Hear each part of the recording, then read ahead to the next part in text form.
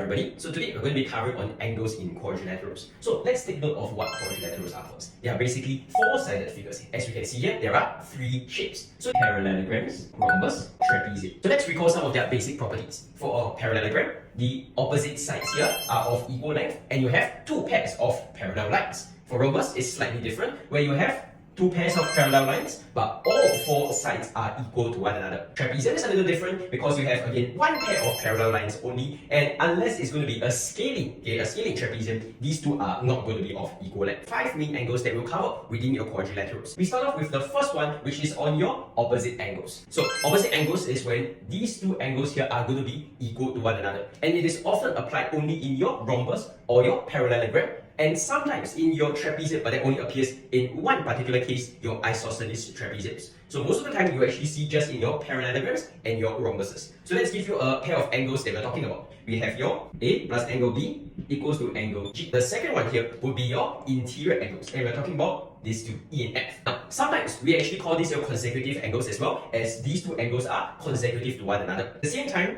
we know that E plus F would be equals to 180. This is very, very commonly used in your math exams, so it is very important for us to take note. It's helpful for your parallelograms, rhombus, and your trapeziums. As long as you see a pair of parallel lines, we can almost always observe this within the diagrams. We have our third part, and this is going to be your alternate angles.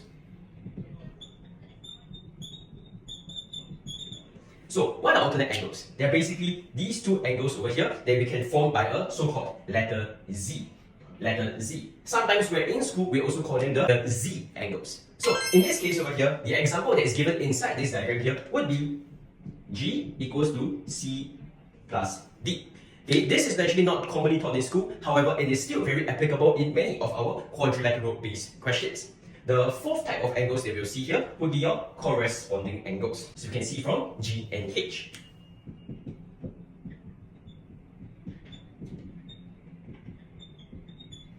This is also sometimes known as the F angle, where we can see an inverted letter F over here. But of course, depending on the diagram, sometimes it looks like a proper looking F. So why is this important? So as long as we have two pairs of lines over here that are parallel to one another, and we see a line that is cutting through a little bit more over one of these lines, we can actually see a corresponding angles. This plays a little bit bigger role, especially if we have more things that are forming within a quadrilateral, or maybe if there is even more than one quadrilateral, just like this figure over here. E equals to H.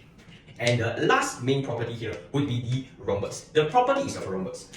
So what's so important about the property of a rhombus? What do we see here? We actually notice that these two angles are going to be equal to one another. This is because the diagonal of the rhombus actually bisects. That means cut this angle exactly into half, okay, whenever it meets the side of the figure. And the reason being in this case here is because of the isosceles triangles that we can find inside this diagram. Remember, BC equals to BE and your CD equals to DE. Because your figure forms two identical isosceles triangles, this plays a very big role and is often something that students will miss out whenever they see a rhombus. So please take note.